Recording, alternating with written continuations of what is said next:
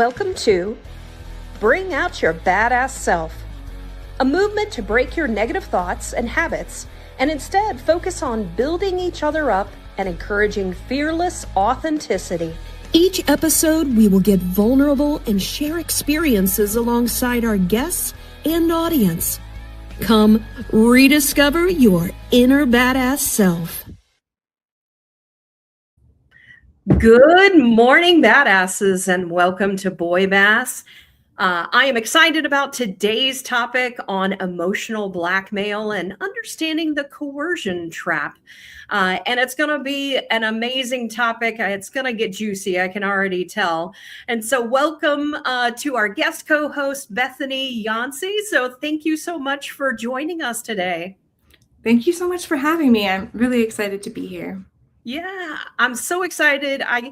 Being able to talk to you backstage and getting a little bit of flavor as to today's topic, I can already tell that it's going to be an eye opener for people, and I think it's good. It's needed right now, especially with all the things that are going on in the world. So I think it's going to be an amazing topic. And so as you guys are joining us, please say hello. I can already tell some of you are already joining and saying hello. So please continue to let us know that you are here, and then I'll pull those up here in just a minute. So let us know. And if this is your first time joining us, let us know that. And so I also know that sometimes I have my lurkers as well, and we appreciate you just checking us out from behind the scenes. If you feel inclined, please say hello. And then also for those that are checking us out after the fact, we hope that you provide some comments as well to let us know what it is that you thought. And so I do show that Heather has already joined us. She says, happy Friday, badasses. And back at you, Heather. I'm glad that things are going well for you. I always enjoy having our side conversations. And so thank you so much for joining and being here. So as you guys are joining us, please continue to say hello. And for those who don't feel comfortable with it, that's okay as well. So stick around and we will have an amazing show. And so I do want to go over just one thing before we really get into the show.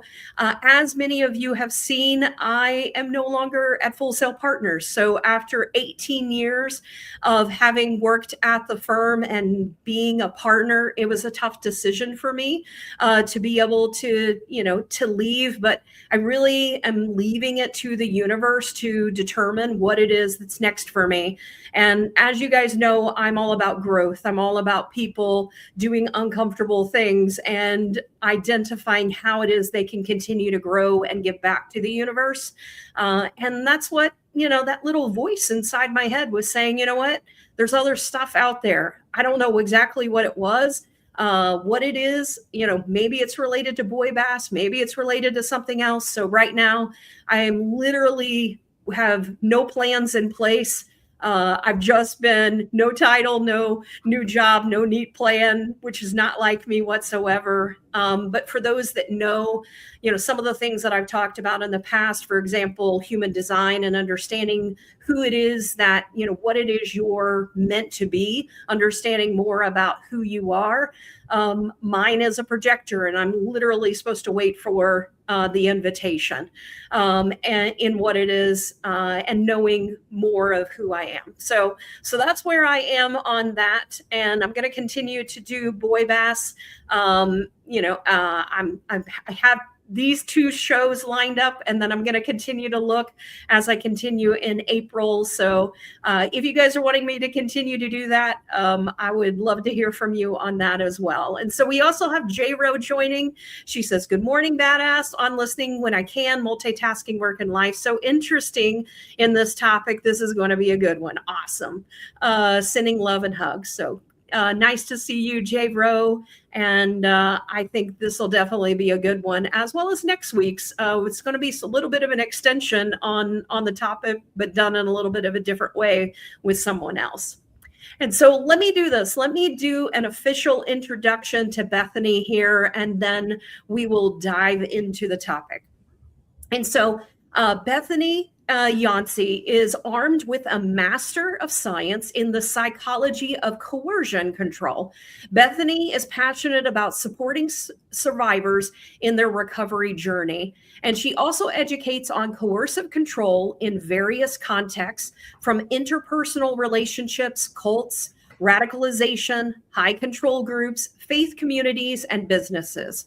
And her research and background is in the evangelical space, with a focus on spiritual abuse and coercive control in faith communities and religious institutions. And so, Bethany, that's a lot. And so that you cover. And I want to, I guess, maybe understand a little bit more about what your day-to-day looks like, or what is it that you're currently involved in, and how can people also connect with you? Yeah, so I work mostly one-on-one with individuals virtually. A lot of people that seek me out are people who are wondering if they may be experiencing coercive control, whether that's in an intimate relationship or even within a faith community, at their workplace. And then the other kind of person that I typically hear from is like a friend or family member who has a loved one that's in a cult or a high control group or an abusive relationship and is really desperate to understand how they can help that person, how they can reach that person. So that's kind of my day to day, is working with individuals. But I'm also preparing for a couple presentations coming up at some academic conferences, which I'm really excited for. So the big one is the International Coercive Control Conference that's in New York in April. So I'm presenting at that. So I'm kind of just starting to get ready for that. But I'm just really passionate about not gatekeeping my expertise, but just sharing it so that people can understand how to protect themselves and how to spot coercive control, whether that's in an intimate relationship or more in a group setting. So I'm really passionate about that. And if people want to look at some of the other work that I've done, they can go to my website, which is freefromcontrol.ca. And that's also my handle on Instagram as well. And I have lots of free resources, other interviews I've done, articles I've written. Yeah, so they can definitely check me out there. Okay, great. So I added that in. So freefromcontrol.ca, if you guys are wanting to check that out, and your Instagram, and we're actually streaming to your Instagram today as well. So we may see people that are connected there that join us.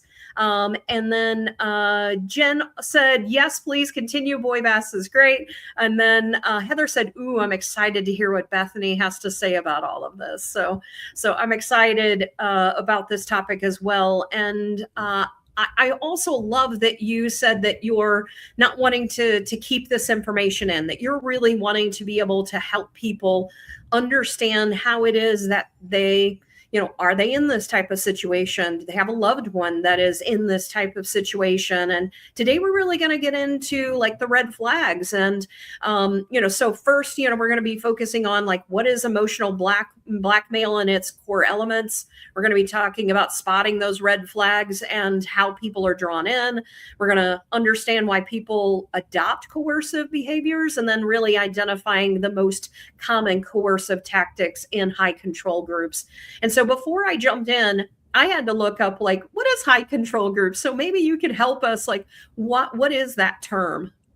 Yeah. So some people might use the word cult, and I will use that word as well sometimes. But sometimes when you're an expert and you speak on this, if you use the word cult towards a certain group, it can open you up to legal liability.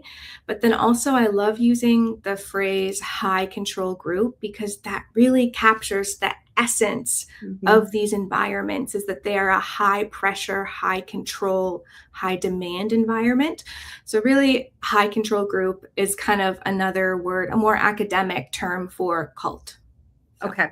Yeah. That makes sense. And, sometimes it's, we can be in high control situations, or people, even individuals that, like this also goes, and we're going to be talking about this a little bit more next week on like the domestic violence, side of the house and individuals. But today we're going to be focusing more on like the the groups that can be coercive. So I can see how it applies to both of those.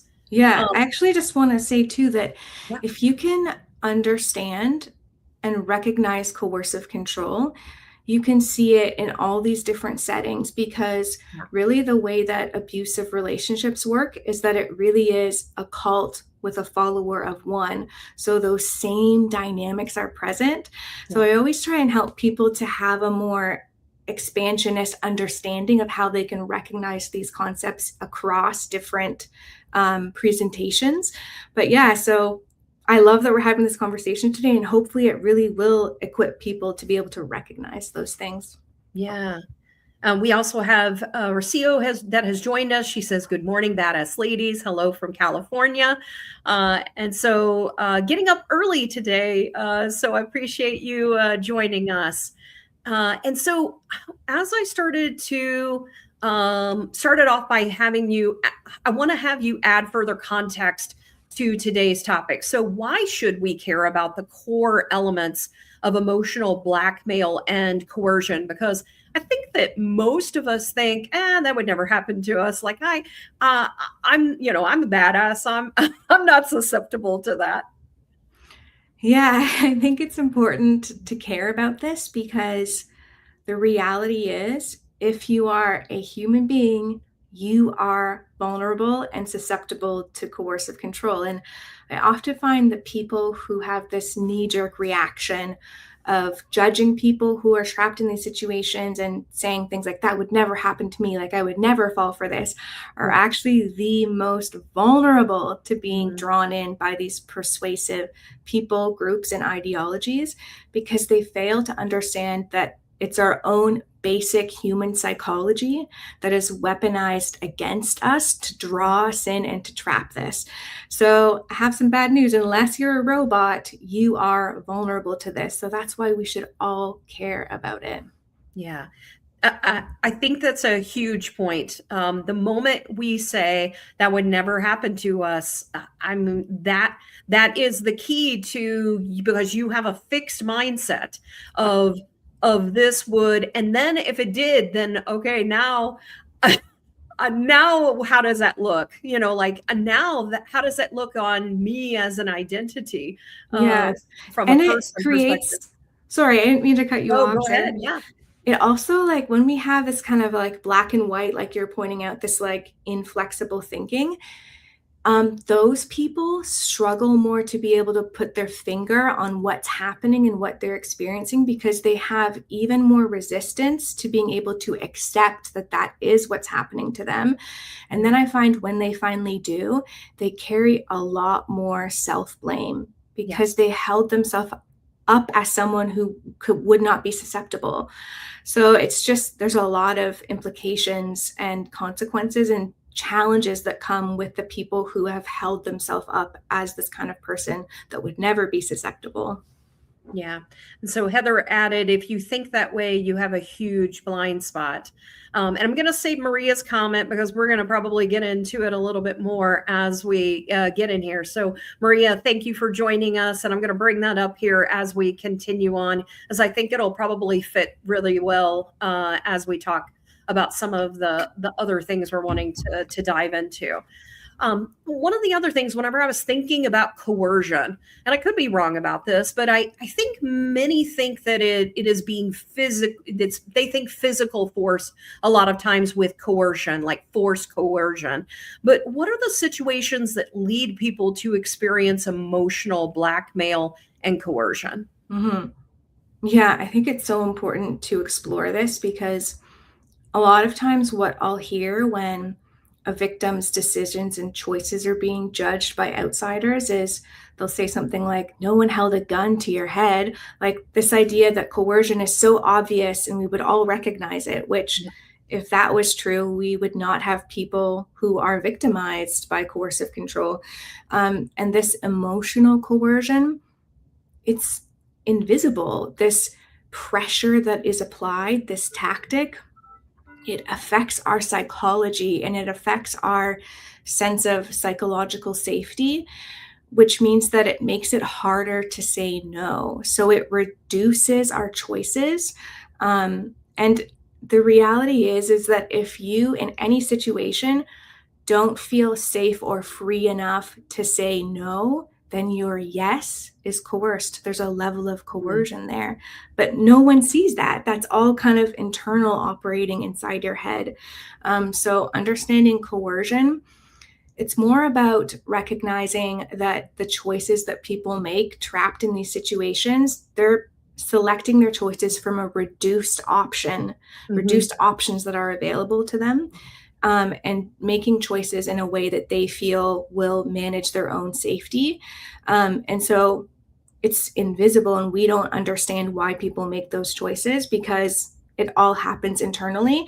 But that coercion piece, the way I like to help people understand it is that there's this kind of underlying subtext of do this or else. But that's not always expressed explicitly, but it's that subtle threat, that subtle coercion that's happening. And it can take place in relationships that, like, it doesn't even need to be expressed explicitly, but that or else piece is present. And so because of that, that person isn't really free to make a choice that truly honors themselves. Yeah. You know, it's interesting, because a lot of times and I'm curious in this, because sometimes I feel like it is also our self-limiting belief that puts us in those situations of like, this is my only option. Instead of, and this is why I really focus on meditation and really becoming grounded, is because when you do that, all of a sudden you have more and more options that become available. And you're like, well, it doesn't have to be this. Like, it could also be this. It could also be this. And so the moment that you also focus on, you know, when you're saying in your mind, this is my only option, and I think about these types of things, and I've never talked about this on this, and I've debated on whether to talk about this, but I had a situation whenever I was younger that I had an individual that I found out videotaped me while we were together, and there were boys in another room watching while we were making out, and I ended up finding this out. And as you can imagine, the only option that I felt was, I have to control this. But the moment that I spent time going, you know what, I'm going to talk to my mother. I'm going to tell her, because I think a lot of times people will use those types of things and then use it even more. So I've had this specific conversation with my daughter, and I've used it as an example of something that happened to me. And I was like, look, I never want you to be in that type of situation. But I also want you to know that if you made a decision that you realize wasn't the best decision, I also want you to feel comfortable coming to me, because then I can help you understand what the other options are. Because what people tend to do is they then tend to go, well, I'm going to share it with other people, or I'm going to do this, or because it spirals, it becomes more and more. So I just felt inclined to talk about this. It's something I haven't told a lot of people, but I have like a whole high school that knows about this situation. But it's those types of situations that sometimes we put ourselves in and we think, oh, this was my fault. No, this wasn't my fault. This was this person's fault by doing this particular act and putting me in that type of situation. Yeah, and the shame that can create can lead to that secrecy, and can cause a lot of fear. But when we make decisions from that place of fear, we're not always able to see the full bigger picture, and we continue to kind of lose our power in those situations, because the people who have harmed us can exploit and can leverage that shame. And then they can weaponize that secret that you're keeping, to continue to control and to harm you. And so it's interesting that you described that situation, because sometimes we don't see the all the choices that we actually have because they're being limited by that fear and by that shame, but there are other choices that we can make. And so that's interesting that, yeah, that was something that popped into your head. Yeah. And I think about, those types of things when we're looking at emotional blackmail or, spotting those things, why don't individuals realize they are being seduced by a cult or, the radicalization or, being coerced? Why do you think we don't realize that being in that situation? Yeah, I mean, it's kind of, there's a bait and switch that happens. So with these groups, what we initially buy into, that doesn't end up being the core ideology or the core practice of this group. And so often, once we're inside or deep in, we realize that this was not what we thought it was. And if we had known what it actually was, we wouldn't have joined in the first place. But that deception is intentional, because if someone tells you right up front, yeah, this group is going to mess you up and you won't be able to leave and it will twist your mind up in a million different ways, we wouldn't join that. And so a key tactic that these groups and people too, manipulative people, use is this bait and switch.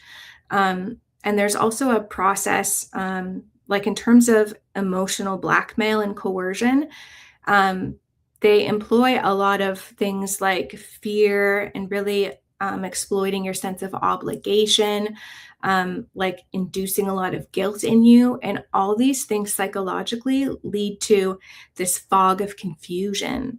So then once you're in, it's so confusing, it's incredibly destabilizing. So it's too late at that point, and then your brain just doesn't know which way is up. And so there's a behavioral conditioning process that occurs as well, where you learn that if you resist or push back, there's a price to be paid. And so that really conditions your thinking, your nervous system to comply, because at a certain point, you realize that compliance is the safest path forward. And so it really is a deceptive bait and switch and a behavioral priming and conditioning that occurs to get you to that point. And this is the same thing that happens in cults. It also happens in abusive relationships. Yeah. Maria added bait and switch plus the sheer peer pressure of the ones you love blindly believing and helping enforce the group mentality. Yeah.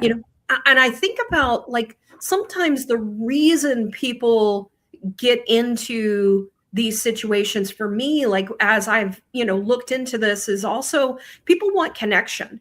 People want to feel accepted by a group. And so, so the first part, like you said, that bait and switch, it's like, oh, you're in a community, or, you believe the way we do, like those types of things. And that's not necessarily a bad thing. Like when you find your tribe of people, or so you think, but it's when, it's the switch part that you're talking about, that then, ends up being what impacts us, and recognizing the switch is like, oh, but I felt this particular way. Like but if I don't have this community, or if I don't have, this group, then what am I?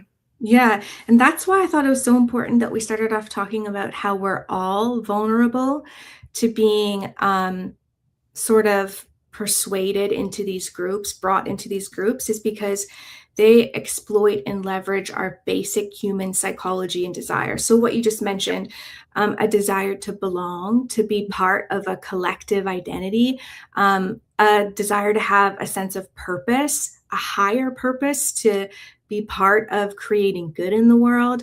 All of these things are part of our basic human psychology that cults leverage against us to bring us in. And so that's the bait, is that we honestly feel like we are joining a good thing that is positive, that is creating positive changes in us, in the world around us. And then there's that switch. Yeah. So Carmen is here. She's also in California. She says, good morning. Happy Friday. My favorite beautiful badass. Great to see you, Carmen. Thanks for joining us. Maria says, not too long ago, my teacher brother called my spawn deviant, and I had never been so proud of her, and also in a stitch to hide my pride because for him. I'm not sure I'm understanding, Maria. It was a serious bad word that needs discipline. So let me try to read this again. Not too long ago, my teacher brother called my spawn deviant. Okay, so called you. I think your child a deviant. And so I'm not quite understanding. I don't know this particular comment, Maria. So we'll have to come back. Heather says, often people end up in these relationship groups, land there because they have not been accepted in some way or another, whether that is socially, as at school, as a child, or within a family group. I think this is a huge point, because a lot of times, like, I know it's a hot topic right now, but let's just look at, like, the Jeffrey Epstein, things. I mean, ultimately that was a cult, or that was a particular high control group and they were targeting, like, what I tend to find, whenever you do research, is it's not that it can't be people that have, a lot of money, or people that are in, basically socially have more means and things like that. Most of the time they're focused on the people that are in broken homes, the people that are poor, that need money, those types of things. It's not that other people can't, because I think a lot of times people think, oh, I've got a lot of money, like I've never been in that situation. That's not true. Because we look at, for example, I'm trying to remember the actress, and many of the actresses, even in Hollywood, that have been in those types of situations. But I do think that it is sometimes the vulnerable, the individuals that, don't have, for example, a good life, a home, family, need money, those types of things. And I'm curious what your experience has been there. Mm-hmm. Yeah, there are 100%. The attachment figures in our life, our history with them can create in us certain vulnerabilities, for, like, extreme people pleasing, for compliance, because that was the way we learned in our family system. The only way we would be accepted or be safe was to side with the person with more power, so that we would be the ones targeted. So for sure, there are things in our histories that can make us vulnerable. But one thing I want to point out too is that everyone will have situational vulnerabilities, Yep. which is that there are different points in our life that we go through experiences that for that season make us extremely vulnerable to being recruited by a group or drawn into a toxic relationship. And so those situational vulnerabilities can be things like big life changes. Yeah. So like losing a job, experiencing grief and loss. So even very positive things like, for example, moving to a new country to go to a university that you just got accepted to. Big changes are destabilizing, Yeah. even if they're positive. And when we're in a new setting, a new environment, we have reduced psychological ability to really fully take in everything that's happening around us and to really evaluate it. So anytime you have those big changes, that can create a situational vulnerability for a person. And this is why we see a lot of people will join destructive groups once a relationship has ended, or they've left a job, they've moved to a new city. This is why college students are very vulnerable, and why cults actually will set up on these campuses to recruit students, because those students are all in a period where they are experiencing a very specific situational vulnerability. The other thing too, I always like to bring it back to is that these people, coercive controllers, these leaders, they are incredibly manipulative and have sophisticated and calculated tactics and techniques to draw us in. And so I always like to put the focus back on the people who choose to operate in the world this way. Yeah. Because as human beings, we will always be vulnerable, but it's these people, these manipulators, who will make these choices to continue to harm people and to entrap people.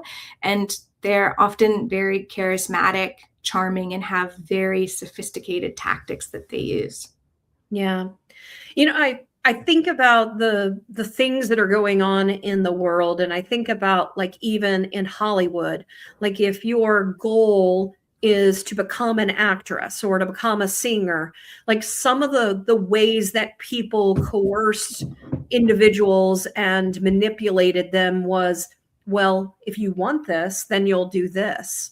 And so sometimes so I guess one of the questions that I have is, how do our values or our self-identity, play into coercion? Like, if we're so set, like, this is my identity, this is who I want to be in life, or these are the values that I have, and therefore, if I, how is it that they can utilize that to work against you?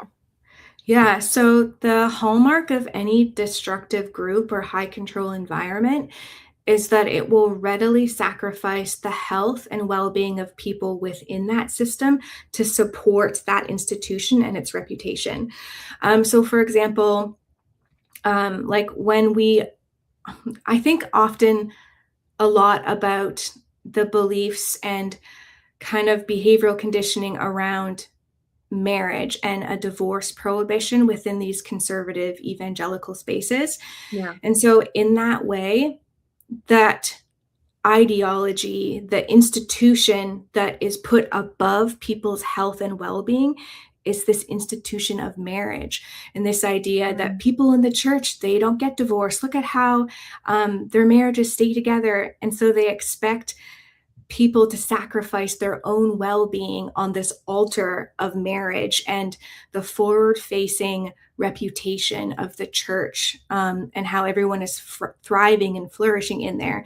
And so any system like this, like even you mentioned Hollywood, yeah, if you are willing to believe that no matter what it takes, this is your goal, and this is such a big part of your identity that you cannot fathom ever separating from it, those systems will leverage that. And again, the hallmark of them is that they sacrifice the well-being of the people within them to support the success of that institution or that group.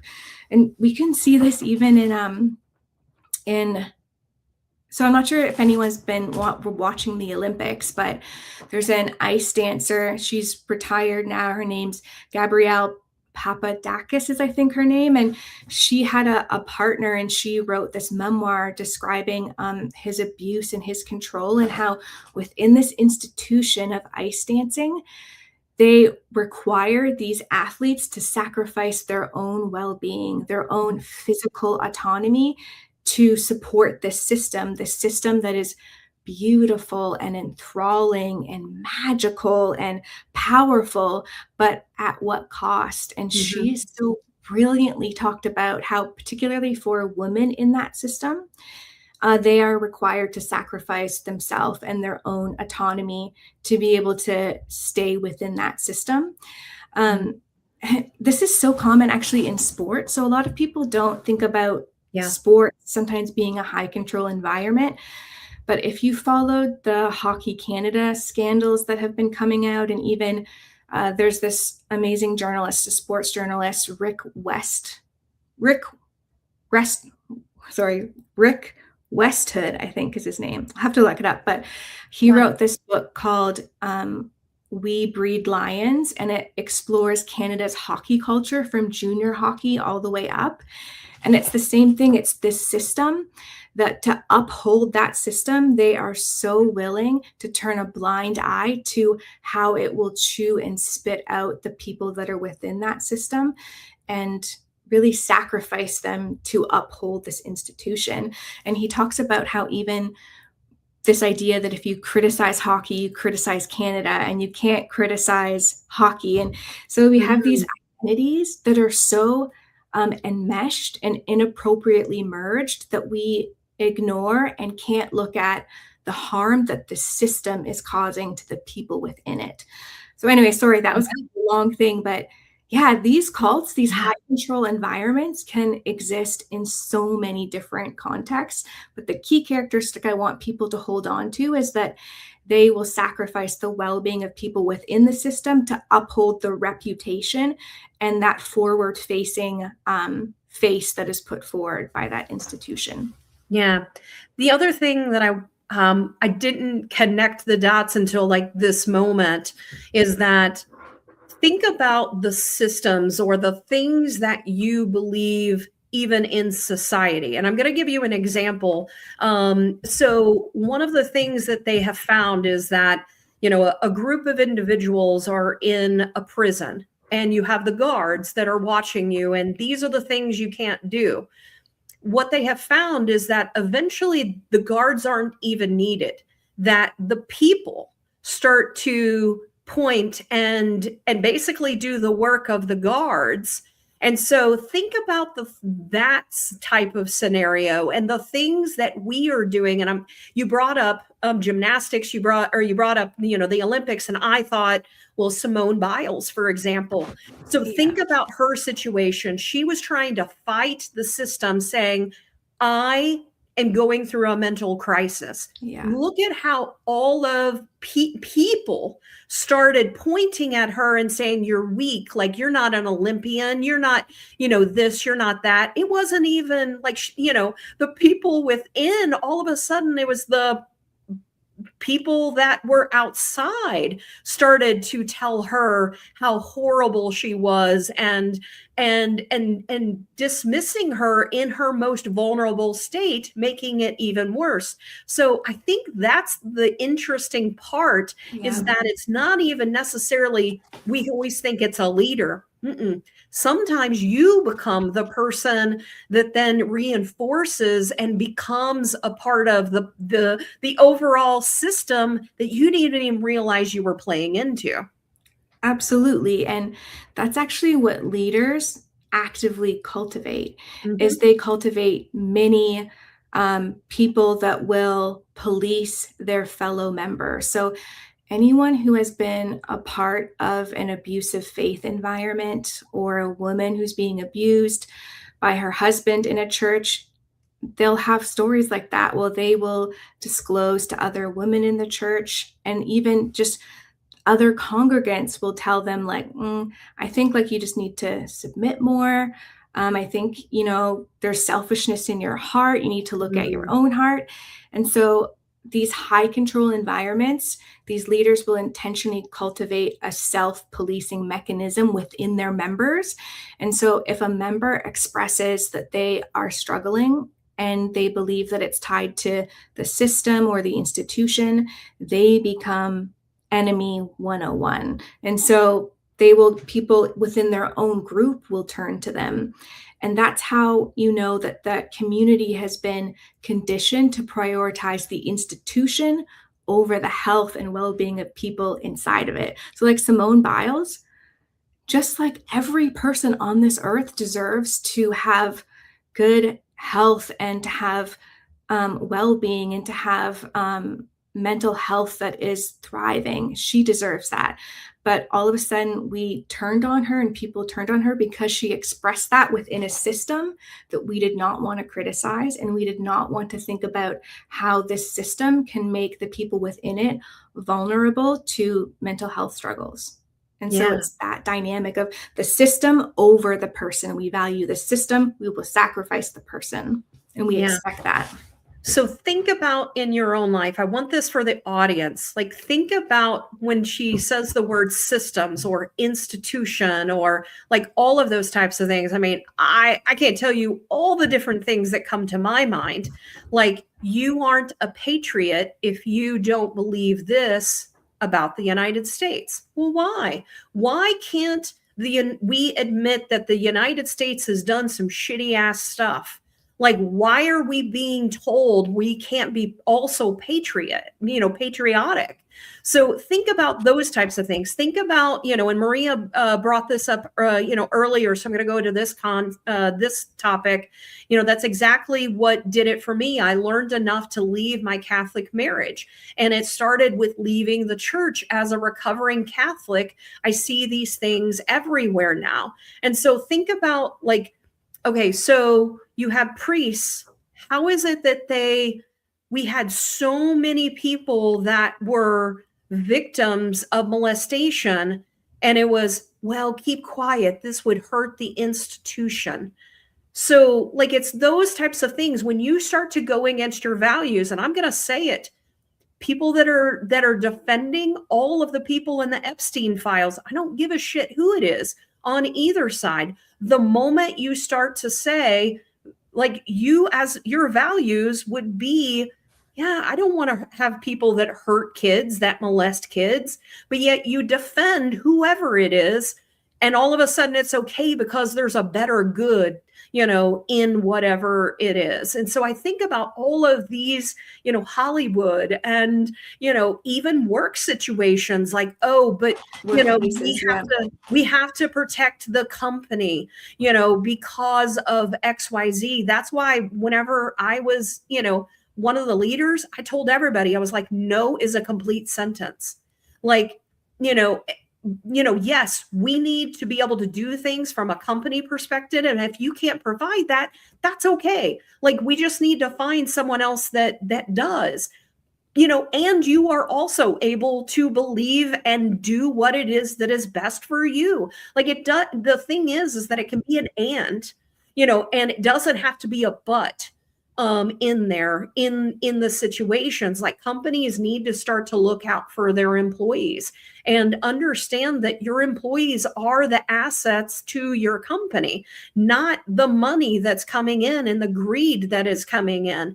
And that's when we start to lose humanity. And that's how, for me, how, we start to lose sight of why it is that we're even here on this planet.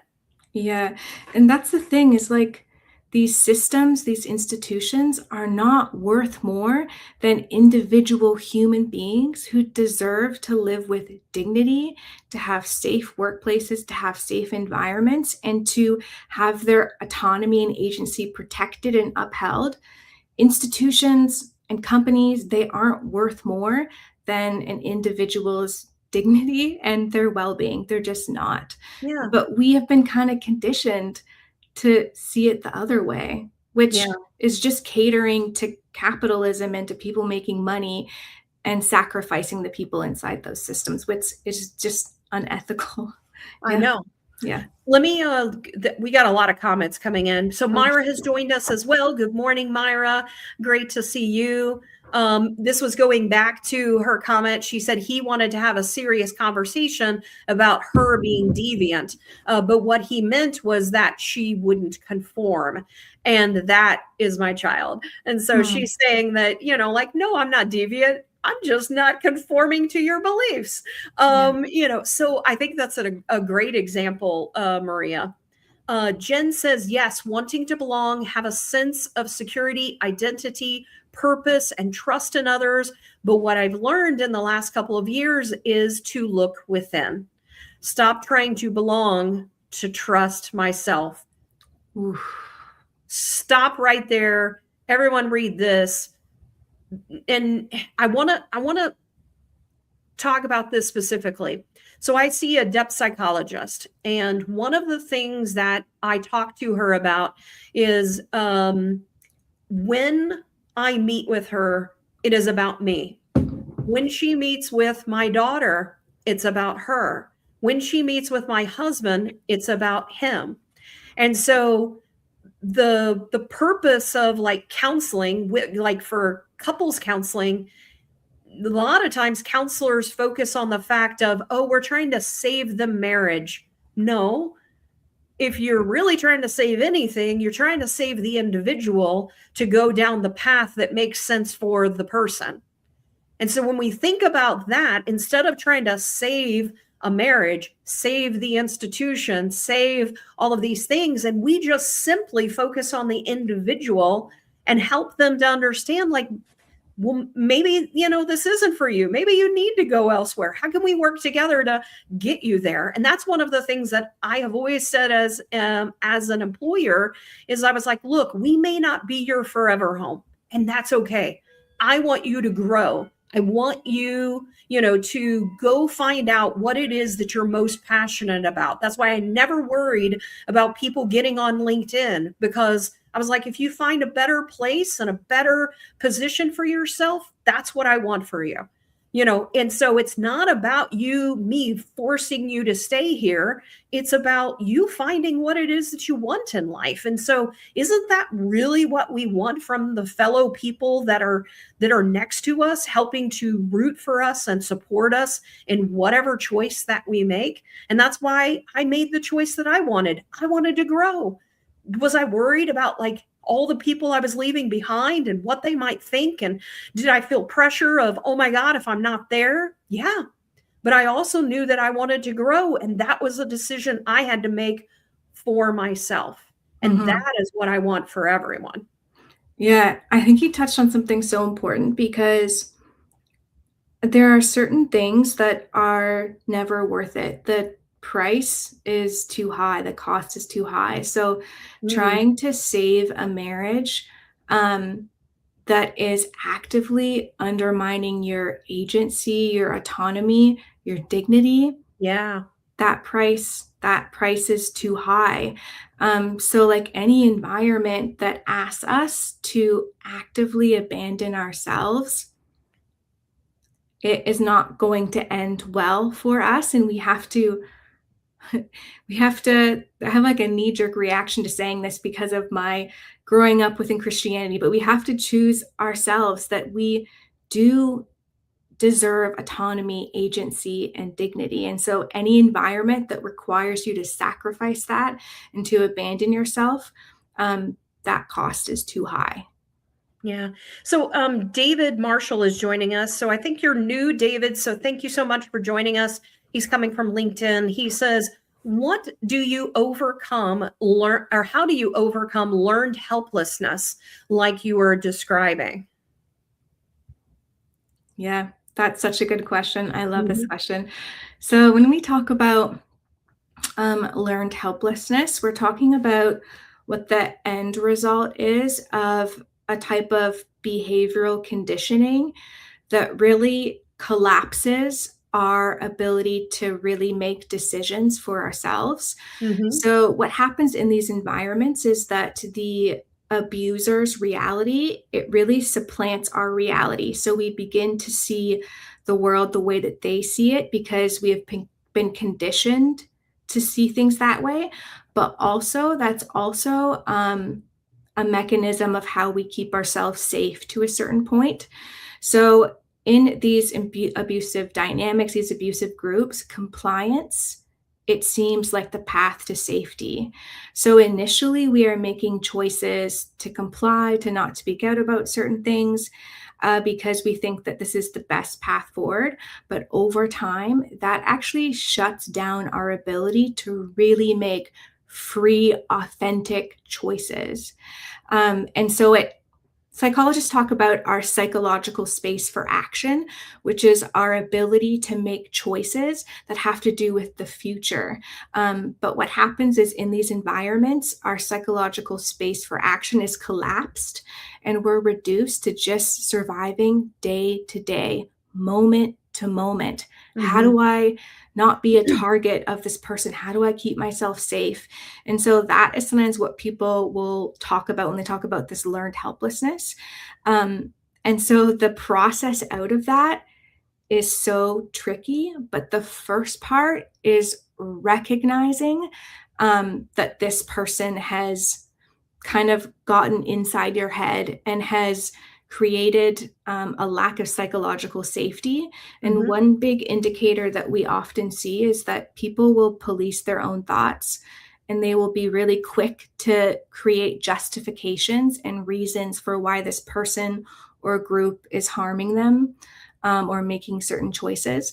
So if you can catch yourself justifying the harm that that person or group is causing, and you think, what? In any other situation, I would not excuse this. Why am I rationalizing this and justifying it?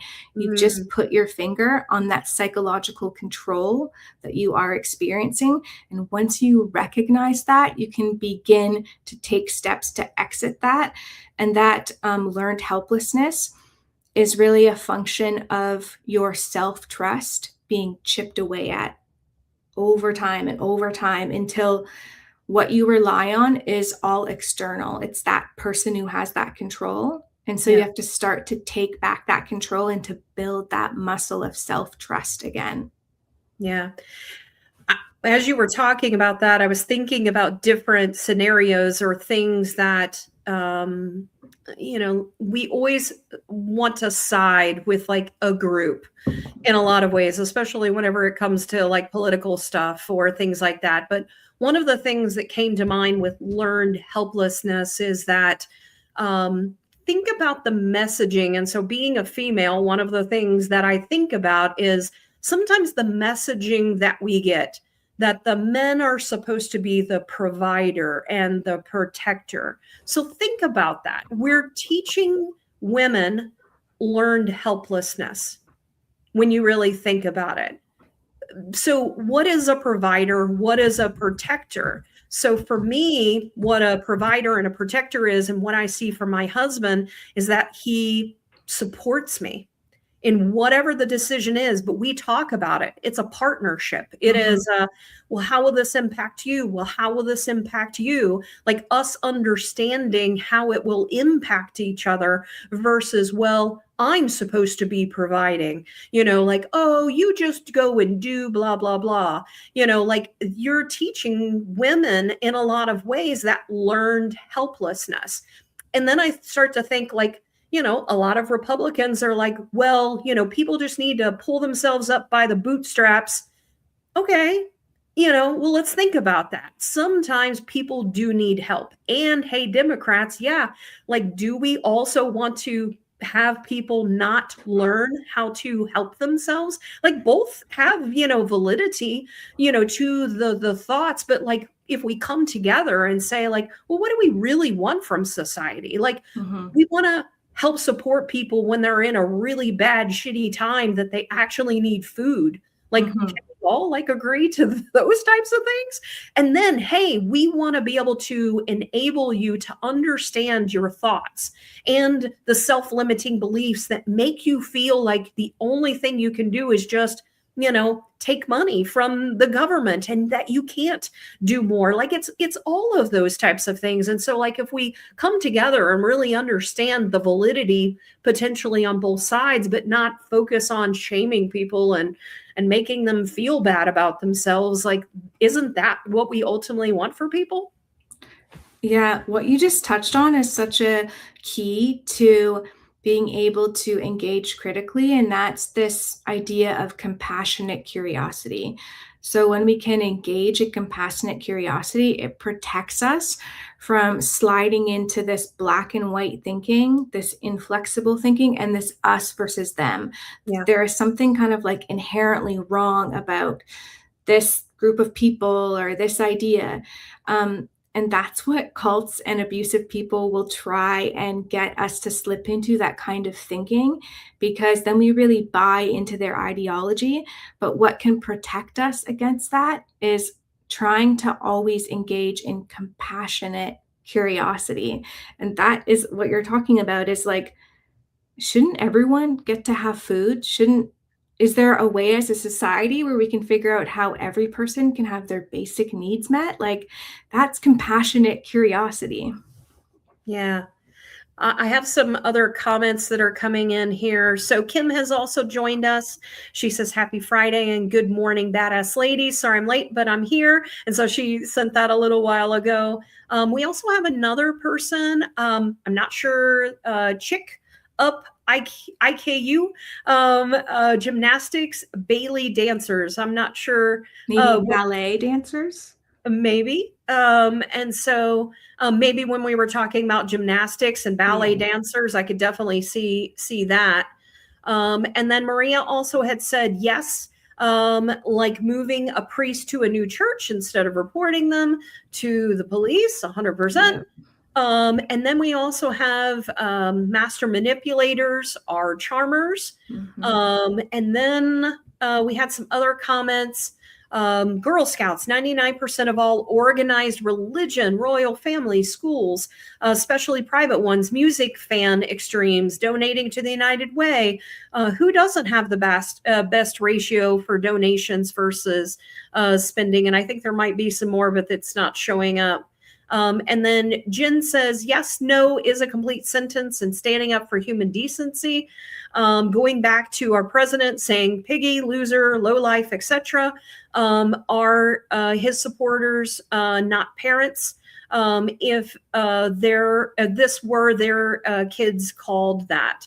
And I think there's some more there. And then Maria said, reading is the biggest one I see, as all organized religion is still operating under the guise of y'all can't read.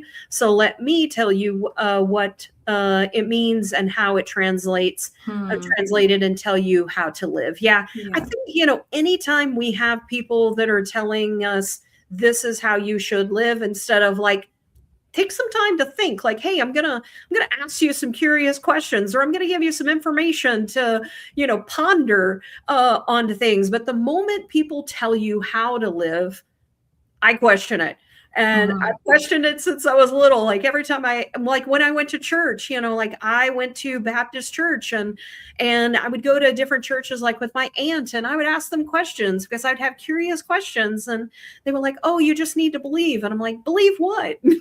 Yeah. Give you a question that doesn't make sense to my mind. You just have faith. Can you put that person's comment back up? Because this one touched the one about, they said, like interpretations will tell you how to think. Oh, I think it was the last part. Tell me you want how it, and translate and tell you how to live. Yeah. And this is how we see cults forming within what we often see as like respected historical religious traditions. So like within Christianity. And this is so common because if you want to have a cult, but you want to secure people's buy-in a lot quicker, you'll leverage what is a historically respected religious and faith tradition, but then you create kind of like an aberrant, like a devolved version of it. And that's the bait and switch, is that, yeah, you come to this, you think it's Christianity, they follow the Bible, but then you have the pastor talking about, we only use the King James Version and no other version is valid, or talking about how they will interpret scripture for you, and therefore only his church has the corner on the real truth. And what that person is describing, what I just mentioned, is information control, which is the key tactic that cults use. They narrow what is acceptable for you to access and read, and they define the parameters of that, and they interpret. They have revelation. They will tell you, don't read what the internet says about our group. Like, don't listen to other people. Like, they just have negative things to say. So anytime you see a leader encouraging a form of information control and setting themselves up as the arbitrator of what's true, that is a huge red flag that they're employing these coercive and controlling tactics. Yeah. David also has another question. What are ways, methods to confront with compassionate curiosity someone that you've escaped? I'm not sure what the last part is, but maybe ways and methods to confront, maybe with compassionate curiosity. And I think just leaving it even as that, just think about like all the situations, like, I don't know, when you see someone that has like that black and white mentality, for me, sometimes like you could ask some curious questions, but sometimes people are just so down the path that it's like, until they like, see it for themselves sometimes. I'm not sure. I don't know. Are there things that we can do to help people? Yeah. So I wouldn't recommend, I'm not sure if that's what he was saying, but I wouldn't recommend confronting the people who hold the positions of power. It's not worth it. It's going to place you in a very Maybe he's precarious talking about the situation. people that you've helped escape. Okay. Maybe that's the question. Yeah. Yeah. So the thing about that is when people are kind of indoctrinated into this system, and their thinking has become so rigid, they will have conditioned in them this reflexive defensiveness and pushing away for anyone that will offer any kind of criticism of that Yeah. group, of their ideology. So that compassionate curiosity can often look like, and this sounds counterintuitive, but asking them like what they value in this group or in this ideology, because you're not coming at them in a way that will make them feel defensive. And when they talk about what they appreciate about that leader, that guru, or that group, it will actually help you figure out what need is being met within this group. So people who are in these groups subscribe to these ideologies, it is meeting a need in them. So by having that compassionate curiosity and trying to understand, like, what do they love so much about this belief system? It will help you understand what need is being met. And then what you want to do is to slowly, you want to help them understand that that need can be met outside of that system, because these ideologies create this safe bubble world that is perfect and will meet all your needs, and they demonize the outside world. So if you can help them slowly understand that it's not exclusive to this bubble they're in, that people are good and that they are altruistic and caring and they care about the future of our society, but that exists outside that bubble too, it starts to break down the way that they've been taught to think that they are part of an exclusive group, an elite group of people with special access that's going to change the world. And you're also maintaining a positive relationship with them, which if you can keep and build that trust at a certain point, you may be the person that they reach out to when they start to have doubts and when cracks start to appear. You know, it was interesting whenever I was working with my depth psychologist, some of the things she taught me, I was like, oh shit. I'm like, you're helping me for like, if I ever have future issues, like with my daughter, as an example, because one of the things that I think that sometimes, you know, I'm going to put this, you know, geared towards parents, is sometimes the things that we do is we go, oh, you're, you know, like, I can't believe you're doing this, or, you know, like, why can't you see that he's this way or she's this way, you know, like whoever it is that they're with, instead of just going, asking them questions on, you know, well, you know, what, you know, are you happy, you know, like what are the, you know, what are the things you love about this person, you know, like the things, asking those types of questions, so you're maintaining that relationship with them, but also getting them to sort of think like, oh, well, what do I actually love about this person? Or, you know, asking those types of questions. Well, is that acceptable for you? Is that what you're wanting from your life? You know, like those types of things, like whenever they try to have them not associated with people and they start to limit the people that they can be around. So it's like asking those types of questions to be able to help them to think like, well, is that what you're wanting? You know, is that what, you know, I think it's a really huge point that you're making. And what you just touched on is a key way that we help survivors and victims re-engage their own sense of self-trust. So like, if they can have a safe place to be like, yeah, actually what he did like really hurt me, because they've been trained to push away any of those thoughts and feelings, to create justifications and explanations about why they deserve that. So if you, with your compassionate curiosity, are saying like, oh, how did that make you feel? Like, oh, I feel like that would hurt my feelings so much.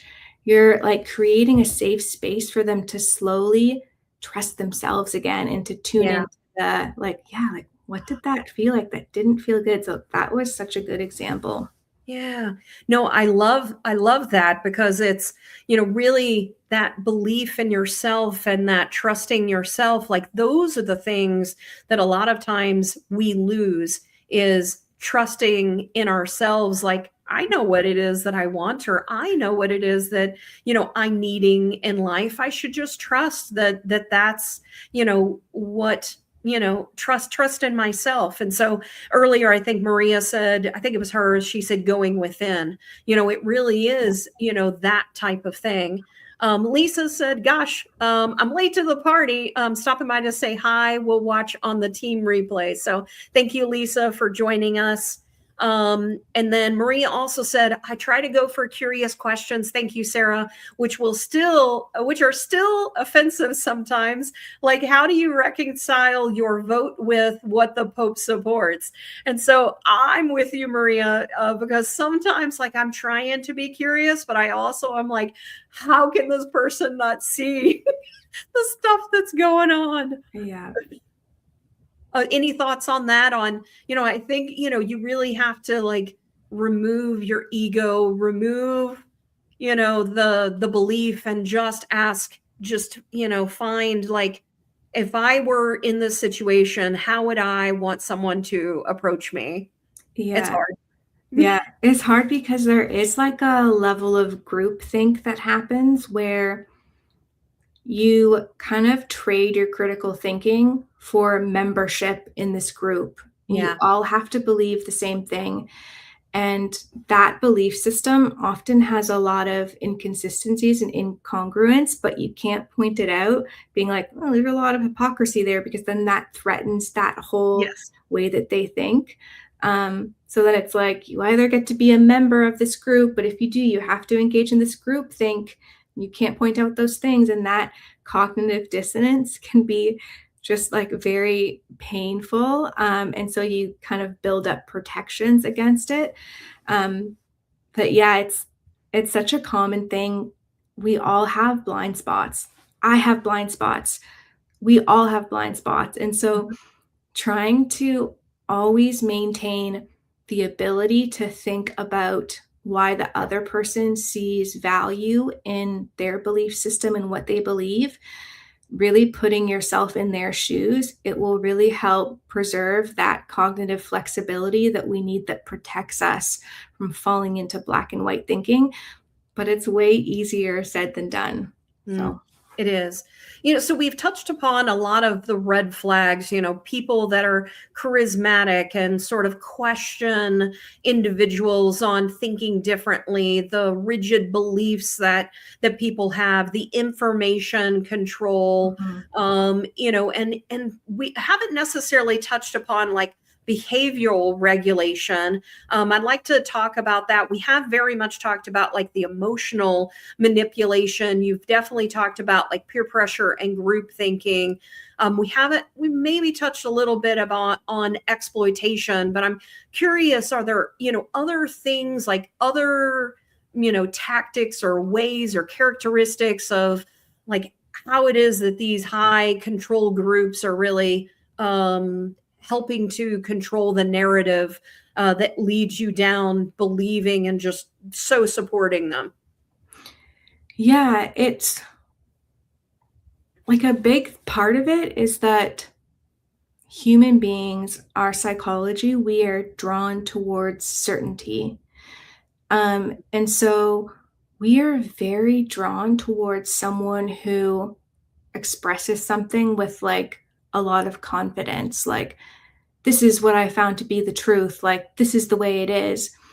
And so there's just so many parts of our psychology that, if we're not careful, will draw us right into that. And these manipulative leaders, they weaponize that. So there's this psychologist named Robert Cialdini, and he wrote this book about the principles of persuasion and how within our psychology, there's certain mechanisms that can be initiated that are very hard to move in a different direction once they've been started. And so one of them is this authority principle. So anyone who sets themselves up as an authority figure, authority on like a certain subject, authority on how this is going to play out, that is a very compelling kind of essence that's hard to resist. So that's something that these leaders will use. And so how you can know that this person isn't necessarily, if they are ill-intentioned as a leader, they will never acknowledge with humility any kind of misstep that they have taken, because that fractures this authority that they have, this confidence, this certainty that draws people in. So when we are parts of faith spaces or communities or groups, we want to look for in our leaders like a real humility and ability to acknowledge like when they have made a mistake or a misstep. Yeah. So that authority principle is something that will bring us in like a moth to a flame. Another one is actually we talk about as the reciprocity principle. And it's this sense that once we feel indebted towards someone, we're more likely to overlook other things because they have pressed on this button within our human psychology that we have to reciprocate. So if someone gives us something, we need to give something back. There's actually very practical examples of cults who do this. So a lot of them will offer like a free initial personality test or a service or like a lecture or like a free book. And you'll even see people sometimes handing these out like on the street or like trying to give you free things. And the mechanism that Robert Cialdini identified showed that once you accept that, even if you didn't want it, there's like so much pressure for you to reciprocate. And how that can look is that you feign interest. But once you give them that airtime, you give them space to actually convince you and to persuade you to buy into whatever ideology or belief system they're pitching. So again, that authority principle, the reciprocity, these are all mechanisms that cult leaders and manipulative people exploit that are just part of our like basic human psychology. So yeah, there's so many different ways that we can see this. Yeah. And earlier you mentioned cognitive dissonance. So, I think that this is a really important aspect to really focus on as well, is that, it's holding the two contradictory beliefs and thinking, okay, but it's okay. Like, I trust my leader and what it is that they're doing. And by the way, my leader just lied to me. So like, what are we doing with the just lied to me? Like, you can believe that they are helping in a particular capacity, but are you holding them accountable for the other aspect of things? That's where it's like, okay, you can believe what it is. Like they could be helping in one way, but they also did this other thing. Like, do we not want to hold them accountable for that? Yeah. Because we as humans aren't good at holding two things at the same time. And so if they conflict, it does create this like intolerable sense of dissonance. It doesn't feel very good psychologically. And so we have to ignore one part of that. And so that's just trying to build that capacity for us to understand that multiple things can be true at the same time, and figuring out like, what do my core values, what would my ethics have me identify as the more important thing that will help me figure out what to do with this contradiction or these things that don't come together. Yeah. And we look at, it's not that people can't flip-flop. Like they, like flip-flopping, like that used to be like a really bad word, on people. And flip-flopping isn't necessarily a bad thing, because it means that this person is like reevaluating the situation. But when they flip-flop, it's like, okay. And when I'm looking at the flip-flop, did they learn something about it, or was it a switch and bait? Like, what was the purpose of the flip-flop, I think is the important aspect to look at.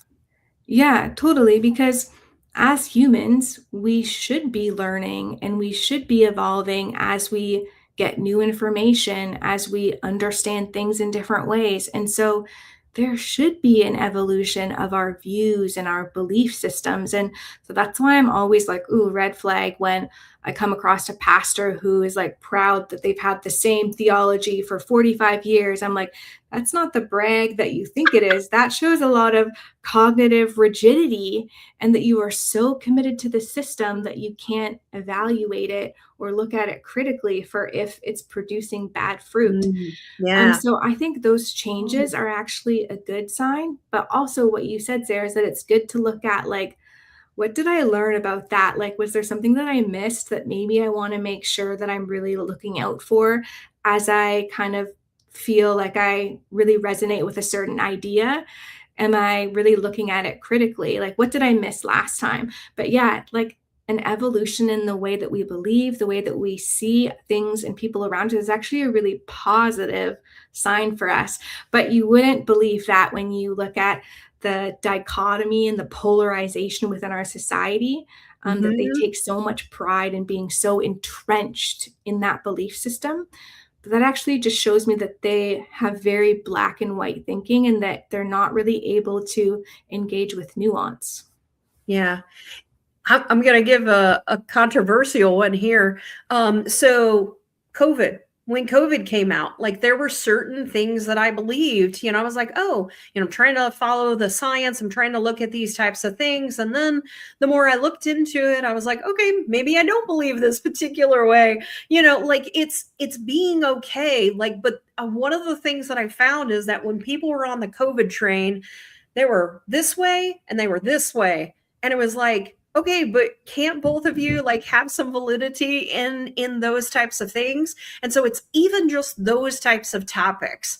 And really it's, so many different topics. It's like being willing to understand what the other viewpoints are on that topic to say, I wonder if there is validity in there. And sometimes we dismiss people so quickly. And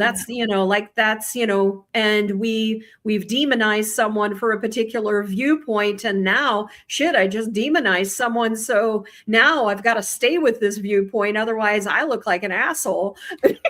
Yeah. And like going back to what we were talking about earlier when I mentioned the tactics that these cult leaders use and how people get drawn into these groups or belief systems. And I talked about Robert Cialdini and his principles of persuasion, talked about the principle of reciprocity, the principle of authority. Another one of his principles is commitment and consistency, is that human beings, like I said, we are drawn to certainty and consistency. That seems trustworthy. But the issue with that is that people will weaponize that and exploit that in a way that makes you feel like somehow you're wrong or stupid if you do change your mind. If you do look at what you once posted vociferously on Facebook about how this is the way, and now you look years later and you're like, oh, I want to delete those posts because I can't believe how like extreme and fanatical I was, and now I feel so differently. But that when we lock in that commitment and consistency, that desire to exhibit that, it feels trustworthy, but it's something that other people can use against us. And so that's something we want to be aware of, is that it's okay to change your mind, and it's okay to critically evaluate the belief systems you hold and to actually hold those doubts and to consider them instead of just pushing them to the side. Yeah. The more that I look at things, the more I realize I don't know. Honestly, as I start to look into things, like, as people will come up with some things that I'll immediately think, well, that's weird, that's crazy. And then you start looking into it, you're like, oh, okay, well, maybe there's some possibilities there. I don't know. So maybe just holding the belief of anything's possible. Like, what is it that we actually don't know? But also, focusing on, what it is that that you are within. Like, what is it that you hold from a and I go back to values, but also sometimes the values that you have sometimes need to evolve too. Like Mm-hmm. these might be your particular values. And I'll give you an example. I know someone that was very tied into the fact of being religious and being in a marriage and being committed to their vows and those types of things. And this is my identity and my values. Well, what happens if your husband cheats on you and then your husband leaves you? What is that? Where does that leave you in your identity now? Where does that leave you in what it is you believe about yourself, more importantly? Because think about, like, now, if I'm not a good Christian woman that was able to stay in my marriage, what does that mean about you now? So sometimes your values need to change and go, you know what? Okay, well, that doesn't make me a bad person. Like this happened to me. What is the learning lesson Mm-hmm. that I'm supposed to get from this? Because that's what I found, is that people are so quick to judge people on, like, oh, they did this, they're a horrible person. No, they happen to make a mistake. Or, you know what, they had some shitty stuff that happened to them. Mm-hmm. That to me is, I think, the most important thing is, like, are we learning from whatever it is that we've done? Are we continuing to try to evolve and become a better version of ourselves, and not being so tied to this is who I am, and being willing to go, you know what? I'm no longer that person anymore. I'm not going to try this on. I'm going to try on a different hat. Yeah. And when we do like put all of our identity in one thing, it makes us so vulnerable to not being able to see how that is actually hurting us, Mm-hmm. how that is undermining our growth as a human being, because we're so blindsided and we kind of like have a very myopic view of ourselves. And so we can't see beyond that. And then, yeah, if that part of our identity crumbles or is under threat or is causing harm, it completely destabilizes us. And so I totally agree with what you said, that even sometimes our own values need to evolve and need to be reevaluated. And I think that is like a healthy instinct to be able to sit with. And then will just serve us better in terms of like being a good human being and caring about those around us. Yeah. And I even think about, like, the word, that's associated to me. A lot of people now call me a badass. Well, your interpretation of badass can be different.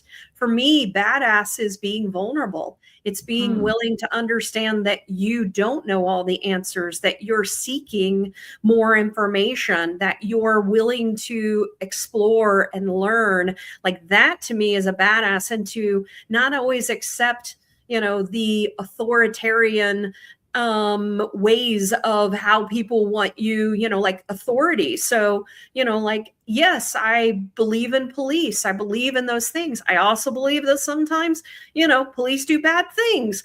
Like, I can hold both of those things. Like, and so that's why, whenever I talk to my daughter, she's like, no, they're an adult. They're blah, blah, blah. I got to believe them. I got to trust them. And I'm like, no, no, no, hang on. I'm like, no, you always have to question, because you never know where people are coming from. Just Hmm. because they're an adult, just because they're a police officer, just because they're your teacher, doesn't mean that they're the experts in all those things. You have to feel within yourself, does that feel right? Like, am I, like, how do I really feel about that? You got to ask questions. And if you also can't ask that authoritarian figure questions, you're probably stumbling onto something that maybe you should question there. Yeah, I love that definition of being a badass, is being vulnerable and asking questions. And that thing about that authority police and that authority piece, and how people hold positions of authority can persuade us more easily. It can really set us up to be targets of abuse and harm Yeah, if we're just conditioned that, like, young people, teenagers, children, always obey your authorities. And right. this is something that was so consistent and pervasive in the religious setting that I was raised in. Yep. But the thing is that people who are predatory and manipulative, they will seek out those positions of power and authority. So just because someone holds a position of power and authority, it doesn't mean that they're automatically a good person with good intentions, or that they even have a good and accurate, healthy understanding of something. So I love how you're saying to your daughter, no, like, question your teachers, like, build that self-trust and that critical thinking, and push away this kind of knee-jerk desire to automatically attribute trustworthiness to people who hold positions of authority. It can really set us up. So Yeah. I totally agree with your definition of being a badass. Well, I also tell her you should also be able to question me as your parent. Like, that's why I don't believe in because I told you so. I love that. Yeah. Because I'm now not teaching you behaviors of questioning people down the road. I'm telling you, you just need to trust me. No, and here's the thing that I've also learned is just because someone is a safe place for one person doesn't mean they're a safe place for someone else. And so you have to understand what is safe for you and understand that other people may feel differently. And that's because that person may have different intents with those different people. Yeah, absolutely. I love that your approach, with like, I don't want you to just believe it when people say, just trust me, like, because I told you so, because I'm an authority figure. Yeah. It is like, we That's need where it to all starts. 100%. So I was just thinking, you're like cult proofing your kid Yes. by helping them understand that they can have questions. They can say, why? Like, how does that make sense? Like, why should I do that? Why would this benefit me? That you're kind of cult proofing them in a way. When they come across these really persuasive authority figures who claim to have these things all figured out. So I love that. Yeah. Oh my gosh, this was an amazing conversation, Bethany. And so we're already almost a hour and a half in, and I know that I knew that this was possibly going to be a long conversation, and I love that all of the comments. I'm not even sure I was able to get to all of them as well. So I really appreciate all of the comments and all of the interaction from everyone. And so, final thoughts. If you were to leave our audience with final thoughts of, as they're dealing with things, or if they have a loved one, or maybe they feel like they're going through that, what are the ways that they can find someone? I know that they can go to you. What are other ways, like if they wanted someone like personally, do you do it virtually? Just give us sort of final thoughts to send us off today.